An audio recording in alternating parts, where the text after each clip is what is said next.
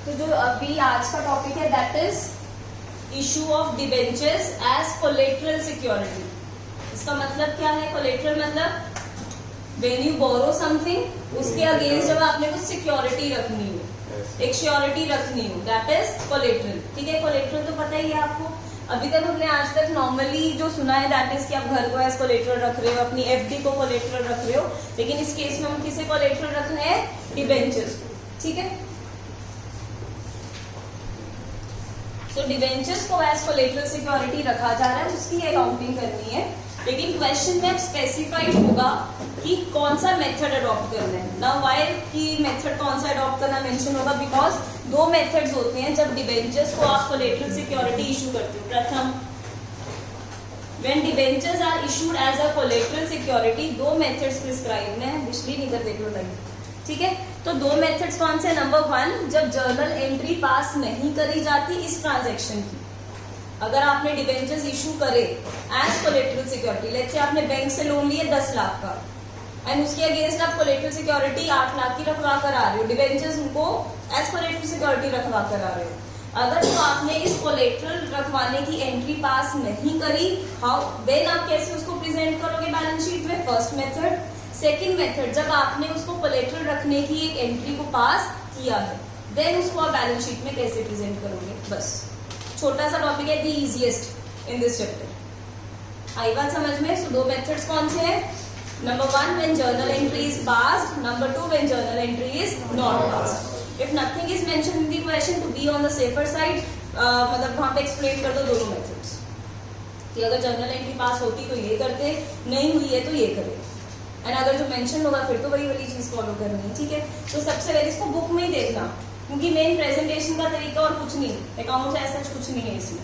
ठीक है, page number ना 9.29 पे देखो।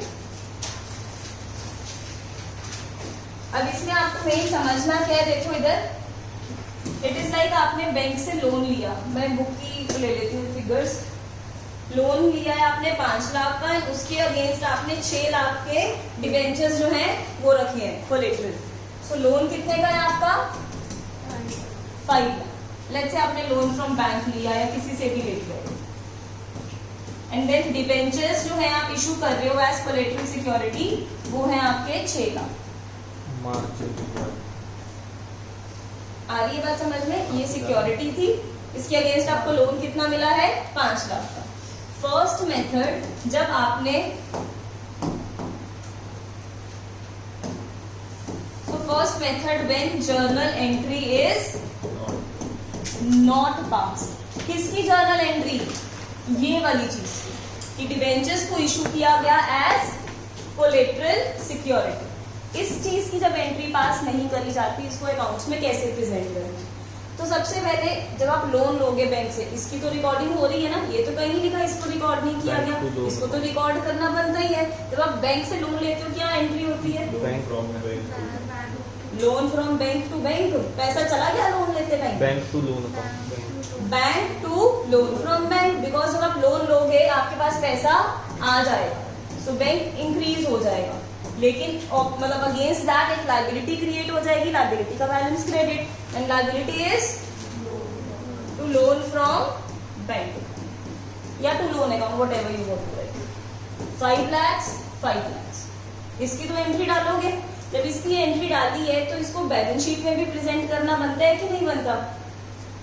क्लास 11 याद है? अगर वेजेस पे करे, entry will be wages to cash, उसको बैलेंस शीट में फाइनल अकाउंट्स में कैसे शो करते थे? वेरी गुड, पीएनएल नहीं तो ट्रेडिंग आएगा क्योंकि वेजेस है ना, तो वेजेस को आप ट्रेडिंग में क्लोज कर देते थे, एंड जो आपका कैश गया बैलेंस शीट में बैंक या कैश बैलेंस को उतना ही रिड्यूस कर देते थे। सिमिलरली ये जर्नल एंट्री पास करिए तो कंपनी अकाउंट्स में भी इसको बैलेंस शीट में प्रेजेंट करना बनता है, यस और नो? करेंगे। सबसे पहले तो हमें पैसा आ गया, जब पैसा आएगा तो इसको कहाँ पे शो करना होता है? बैलेंस शीट में। एसेट साइड की लायबिलिटी साइड? पैसा है, तेरा बैंक खाता है, इसमें पैसे पड़े हैं, it's your asset. Cash and cash equivalence में cash in hand, cash at bank, तो ये कैश एट बैंक आपका एसेट है। क्लास 11 बैलेंस शीट याद है कि नहीं? अभी पार्टनरशिप में भी किया, cash in hand cash at bank काम पर होता है एसेट साइड पे। तो सिमिलरली इसको भी कहाँ शो कर दोगे आप? Asset side of the balance sheet, ठीक है। प्रॉपर क्या हेड्स होते हैं, क्या सब हेड्स होते हैं, वो जैसे ये चैप्टर ओवर होगा वो फर्स्ट चैप्टर स्टार्ट हो जाएगा, थर्ड बुक, ठीक है। Then to loan from bank, ये क्या है, लायबिलिटी है। लायबिलिटी को कहाँ शो करोगे, liability side of the balance sheet. Main इस चैप्टर में हमने इसके ऊपर फोकस करना है। जब आपने लोन दिया, एक्स और लायबिलिटी कैसे रिप्रेजेंट करोगे, कंपनी अकाउंट्स में लायबिलिटी साइड की हेडिंग क्या होती है, इक्विटी एंड लायबिलिटीज। क्या हेडिंग होती है, इक्विटी एंड लायबिलिटीज। फिर इसके अंदर 4 मेन हेड्स होते हैं, कितने, 4। कौन कौन से करें, number 1 okay, shareholders fund. Second,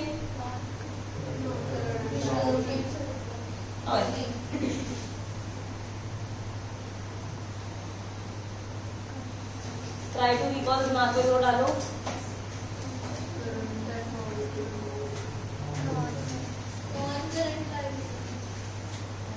order में बोला सही है, it's a third component, non current liabilities. And चौथा क्या बन जाएगा, करंट लायबिलिटीज।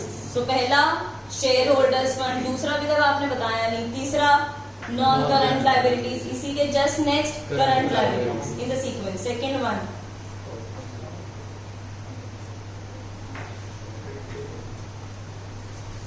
कुछ वारंट याद आ रहा हो, कुछ शेयर एप्लीकेशन मनी याद आ रहा हो,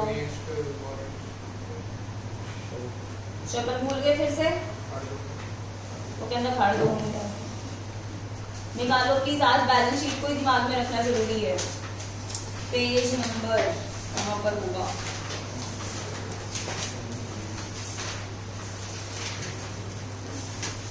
एट 8.5 है शायद, 8.16 कितना, 8.16 पे आओ।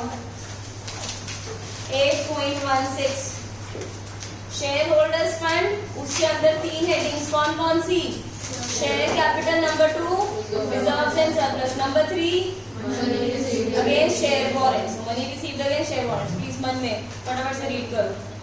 फर्स्ट हेडिंग कौन सी है, एवरीवन। जिसका मुंह जब बंद दिख गया ना, सोलो परफॉर्मेंस होगी यहाँ पे सामने आके। फिर हिम्मत रखना बोलने की कि नहीं मैम यहीं पे बैठे बैठे बोलूं। First heading share holders fund, उसके अंदर कितनी सब हेडिंग्स हैं, कौन कौन सी, फर्स्ट, नंबर 2, वहां पे देखकर, क्योंकि ट्राई टू पिक्चराइज इट, वहां पे देखो बार बार उसे, मेरी शक्ल में देखो, इधर देखो क्या लिखे। फर्स्ट क्या है, फर्स्ट सब हेड, नंबर 2, नंबर 3, फिर से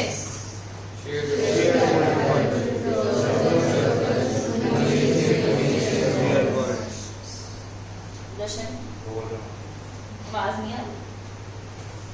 नाउ सेकेंड मेन हेड क्या लिखा है, इसका accounting treatment not in syllabus, सिर्फ उसकी आउटर स्केलेटन स्ट्रक्चर याद रखने के लिए पता होना चाहिए। So what's the second head, फिर से जी आप कुछ खाकर नहीं आए, बोलो लाउडली बोलो सब। Now third non current liabilities, क्या है थर्ड मेजर है, नॉन करंट लायबिलिटीज। चौथा सब मेन हेड कौन सा है, करंट लायबिलिटीज। तो नॉन वाले पर आओ, आज का focus is on the non current liabilities. Non current liabilities में कितने आते हैं सब heads, 4। First long term borrowing, second, then third,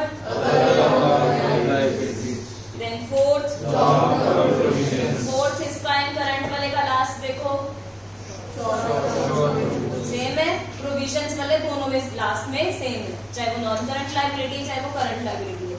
अब जब लोग फर्स्ट चैप्टर करेंगे, मैं खैर आपको तब भी एक्रोनिम्स बताती रहूंगी, जो मैं मतलब वो बना पाई थी वो ये थे, जैसे नॉन करंट लायबिलिटी का था लड्डू ले लो, लड्डू का LDO, ए मत ले आना बीच में, लड्डू इज LDO, लड्डू ले लो। L stands for long term borrowings, D stands for deferred tax liabilities, then O stands for other long term liabilities, and fourth क्या है इसका एक्रोनिम? पहला फिर से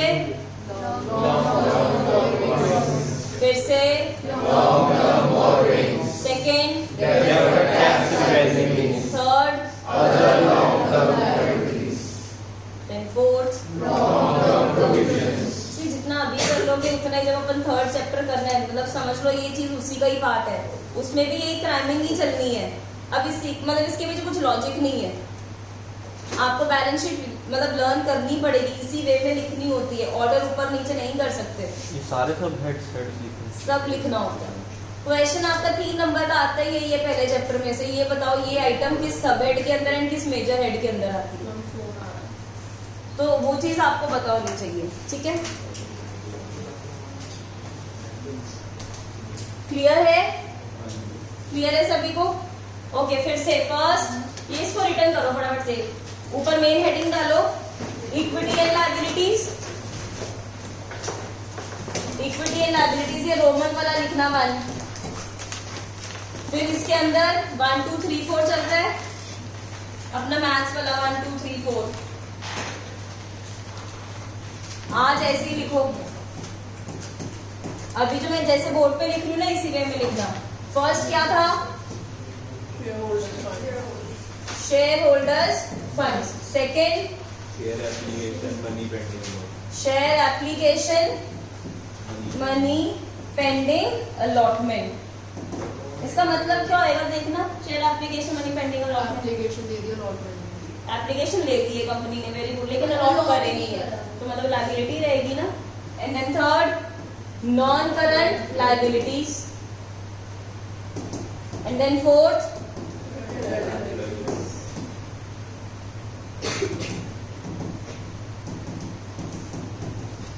फिर नॉन करंट में कितने हैं आगे? 4। कौन से? लड्डू ले लो। L stands for यहाँ पे लिखो लॉन्ग टर्म बोरोइंग्स। आज हमने पहले वाले पे काम करना, दैट इज लड्डू L, long term borrowings. D stands for deferred tax liability, not in syllabus. Accounting is not in syllabus, theory wise it is in syllabus. ठीक है, then O से other long term, then last ये क्या कर दिया मैंने, मतलब ये समझ लेना, एरोज एंड वो अलग अलग हो गए हैं बट ये 4 डाल देना, लॉन्ग टर्म प्रोविजंस।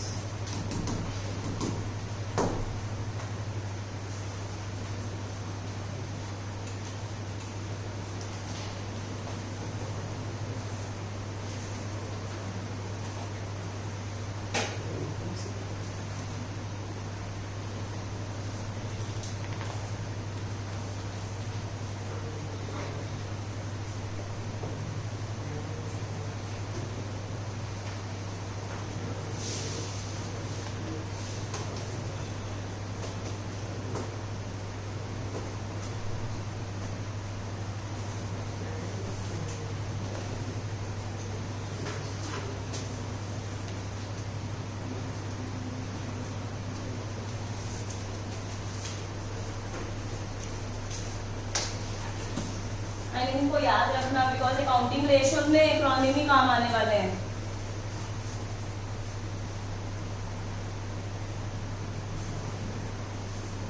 एंड आपकी नवंबर मंथ में मैं पहले बता दूं सैटरडे संडेज लगने वाले हैं अकाउंट्स की एक्स्ट्रा क्लासेस के, only accounts.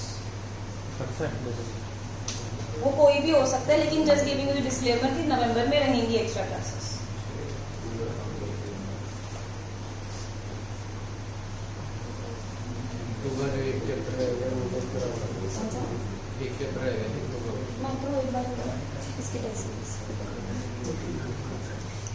Gurja Abhiraj stop talking. Okay done, structure आया समझ में? तो हम लोग फर्स्ट वाला जो मेथड कर रहे थे कि when debentures are issued as collateral security but journal entry is not pass. जब जर्नल एंट्री पास नहीं हुई है मतलब सिर्फ इस चीज की एंट्री पास हुई 5 लाख वाले की लोन लेना है, लेकिन ये 6 लाख के डिबेंचर्स इशू करे इसकी जर्नल एंट्री पास नहीं करी, तो इसको तो हम एसेट साइड में दिखाएंगे, लेकिन लोन फ्रॉम बैंक क्या है? यूजुअली इसको लॉन्ग टर्म लाइबिलिटी में लिया जाता है। लेट्स से 2 साल का, 3, 4, 5, 6 या 10 साल का लोन वो मेंशन होगा बुक में, but most probably it will be a long term liability. तो कहाँ पे शो करने वाले हो इन 4 मेजर हेड्स में से? 4 मेजर हेड्स में से कहाँ पे आएगा? Non current liabilities. Non current liabilities के कितने थे आगे? 4। कौन कौन से?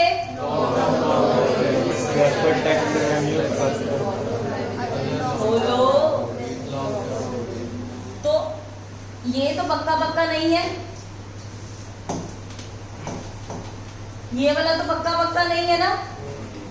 फिर उसके बाद अदर लॉन्ग टर्म लाइबिलिटीज, यहाँ पे मैम हो सकता है क्योंकि है तो एक सेम नेचर ही लॉन्ग टर्म लाइबिलिटी वाली। लॉन्ग टर्म प्रोविजन, प्रोविजन तो कोई बनाई नहीं है तो ना ये है, तो लेकिन इसमें पक्का पक्का डिफाइंड किस में आता है? ये लॉन्ग टर्म बोरोइंग्स।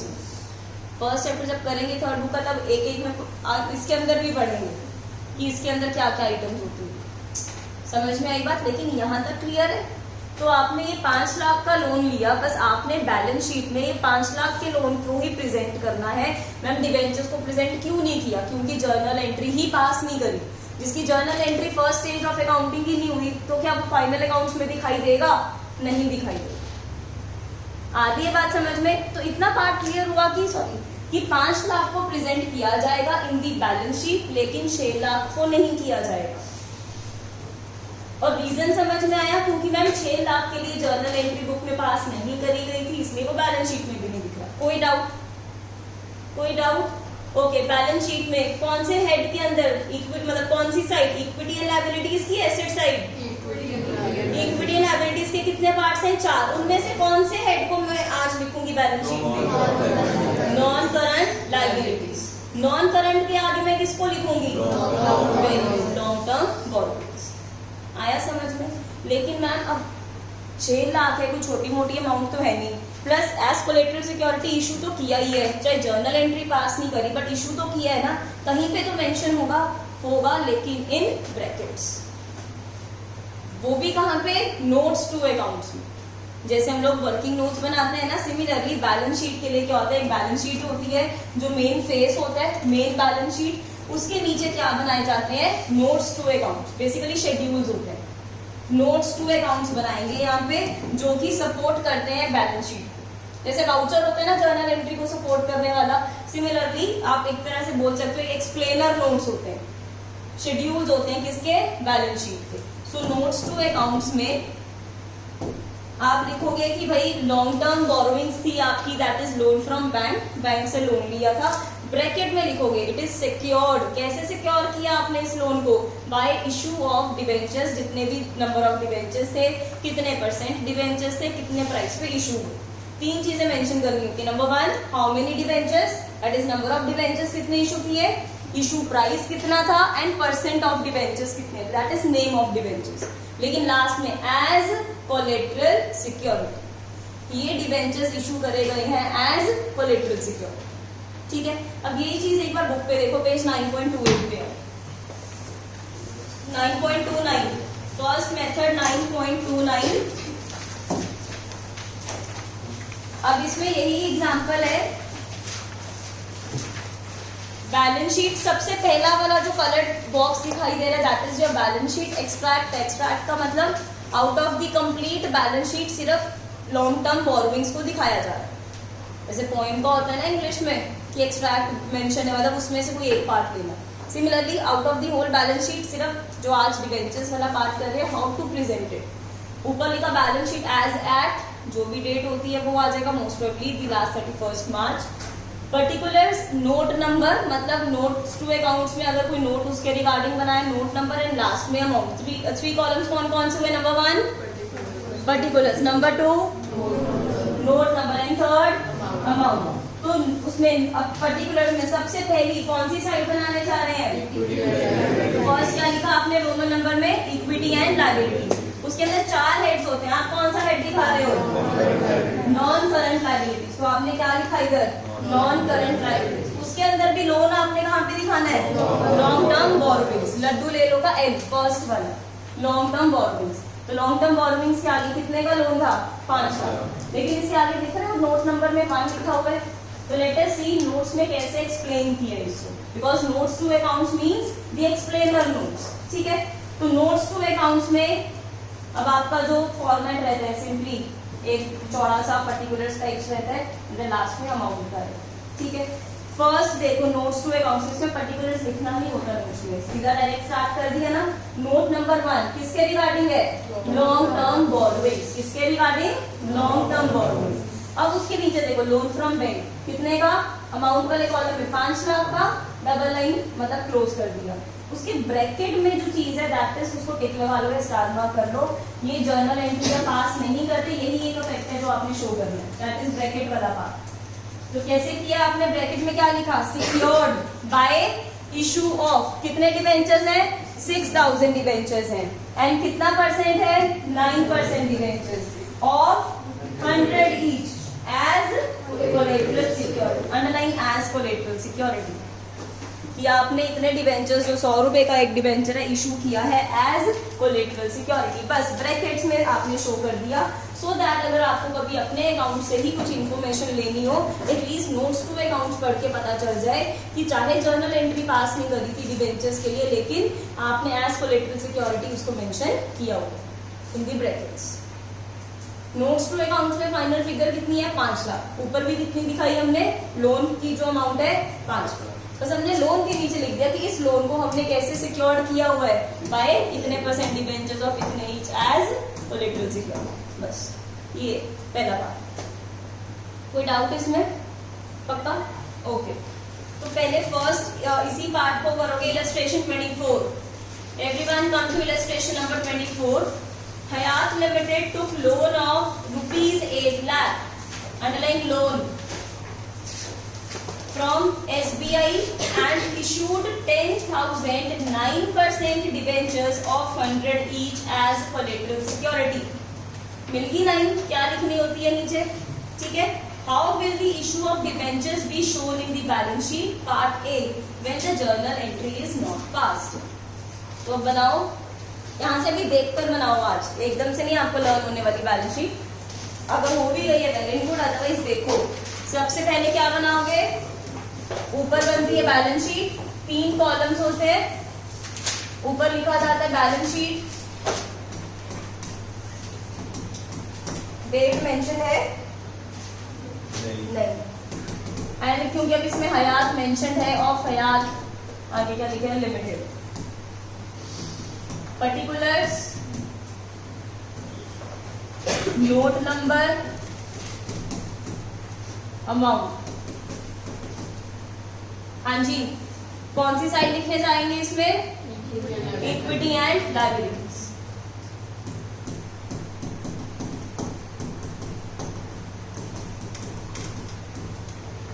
ये रोमन वाला 1, ठीक है। फिर मैथ्स वाला अपना न्यूमरल नंबर्स जैसे लिखते हैं, सो अब वो 1 आ जाएगा। क्या लिखने जा रही हूँ इसमें मैं, अब क्योंकि एक्सट्रैक्ट है, एक्सट्रैक्ट मतलब बीच में से निकाला हुआ, कभी भी जब आपको मेन क्वेश्चन करोगे उसमें तो फुल बैलेंस शीट होती है, अदरवाइज यहाँ पे तो अपने को सिर्फ क्या लिखना है, योर नॉन करंट लायबिलिटीज, आता वो नंबर 3 पे है, क्योंकि एक्सट्रैक्ट है तो सिंपली ये न्यूमरल नंबर के बिना भी लिख सकते हो, नॉन करंट, एक इसके अंदर आएगा, मेरा बाहर चला गया, नॉन करंट लायबिलिटीज। क्या इसी के आगे लिख दूं 5, और कितना लोन है 8 लाख के, इसके आगे लिखूं, इसके नीचे मेन सब हेड कौन सा होता है, लॉन्ग टर्म बोरोइंग्स। यहाँ पे आप लिख सकते हो ऐसे ABCD या 1 व्हाटएवर, लॉन्ग टर्म, ये वाला लिखो, कितना है 8 लाख,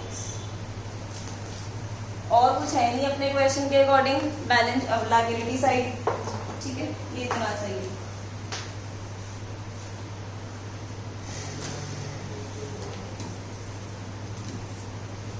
फिर नीचे क्या बनाने होते हैं, नोट्स टू अकाउंट्स, हाँ उसको कैपिटल में लिखो, एसेट्स को एंड इक्विटी एंड उसको प्रॉपर फॉर्मेट वही रहता है, क्योंकि पेपर में आपके पास एक ही पेन यूज करने की परमिशन है, हाँ, दूसरा पेंसिल यूज करो but don't use black pen. And please मैं फिर से रिपीट कर रही हूँ, आपको लग रहा होगा फालतू सी प्रीवियस सी चीज है जो मैम बोल रही है कि पेन डिसाइड कर लो, एंड वो डिसीजन एक ही दिन में नहीं आता। जितना टाइम है, try using different pens. Gel मत करना बिकॉज क्योंकि इधर उधर पेपर्स आ रहे हैं आपके, यहाँ पे वो मे बी आपके यूपी जा रहे हैं, हरियाणा जा रहे हैं, कहीं पे भी जा रहे हैं, ठीक है, ट्रक में जा रहे हैं, जैसे भी बारिश पानी गिर गया किसी से, जेल पेन होएगा तो सारा फैल जाएगा जब भी टीचर चेक कर रही होगी। लेकिन बॉल ही यूज करना, लेकिन बॉल कौन सा यूज करना प्लीज उस पर करो अपना काम। मैंने जो किए थे दैट वाज जो सेलो के पतले वाले होते हैं, जो सिल्वर गोल्डन या कॉपरिश वाले 20 रुपीज का होता है वो वाला, बस वो पतला सा होता है, पकड़ना बहुत ईजी है, वेरी लाइट, एंड आगे जो ग्रिप होती है पसीना भी नहीं आता। अदरवाइज कई पेन्स पकड़ के आने लगता है ना पसीना, उससे पसीना नहीं आता। तो ट्राई कर लो, हर एक का अपना अपना वो रहता है, जो भी सिस्टम सूट बैठे उसको यूज करो। पेंसिल अलाउड है, मतलब उसके लिए जैसे आपको कुछ अंडरलाइन करना है, हाईलाइट करना है, वो पेंसिल कर लो।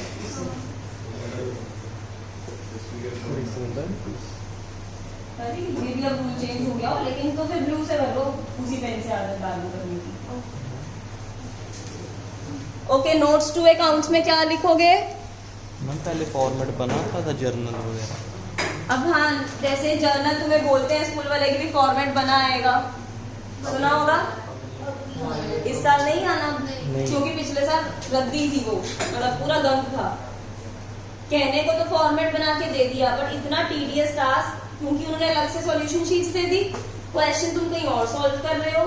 अब कोई क्वेश्चन होते हैं जैसे जिसमें आपने जर्नल एंट्रीज भी लिखनी है, देन बैलेंस शीट भी बनानी है। जर्नल का जी फॉर्मेट दिया हुआ है कहीं और पे, वहां पे लिखो journal solved on this page number, balance sheet कहीं और, लेकिन इट्स गुड अगर नहीं है इसका बेस्ट है। क्योंकि पिछले साल में मैंने यही बोला था, उधर चाहे क्रॉस मारा ना तो फॉर्मेट गिवन होगा, अपने शीट्स में करो।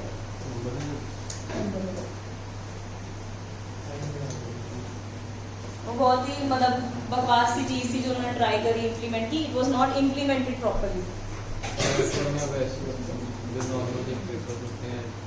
थोड़े बहुत नॉर्मल एक बार जिस कौन से स्कूल में बोला गया कि इस बार नहीं है, सीबीएसई का सर्कुलर ही है।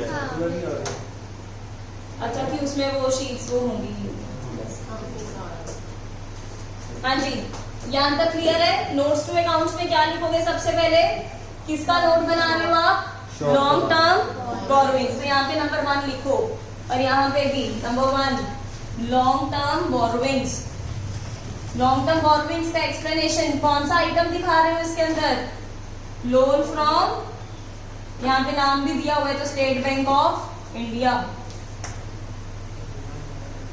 कितना लोन है? 8 लाख। ब्रैकेट्स में कैसे लिखोगे? सिक्योर्ड। कैसे सिक्योर किया गया? Bye issue of 10,000 9% debentures of ₹100 each as collateral security।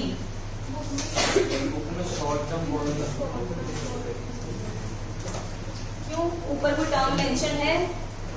नहीं, ठीक है, इसको इसी में करो। शॉर्ट टर्म बोरोइंग्स कहाँ है? ऊपर लॉन्ग टर्म लिखा है, नीचे शॉर्ट टर्म। नीचे गलत है, उसको ठीक कर लो। लॉन्ग टर्म बोरोइंग्स मतलब ये शॉर्ट टर्म में लिखना, अगर तो ऊपर लिखा होता आपने लोन 1 साल के अंदर अंदर रिपे करना है, फिर तो शॉर्ट टर्म में लिखे, कुछ नहीं मेंशन तो लॉन्ग टर्म में लिखे। लाइंस का एंड करें, जल्दी से कंप्लीट करो, 2 मिनट है, फिर मैंने सेकंड मेथड करवाना है।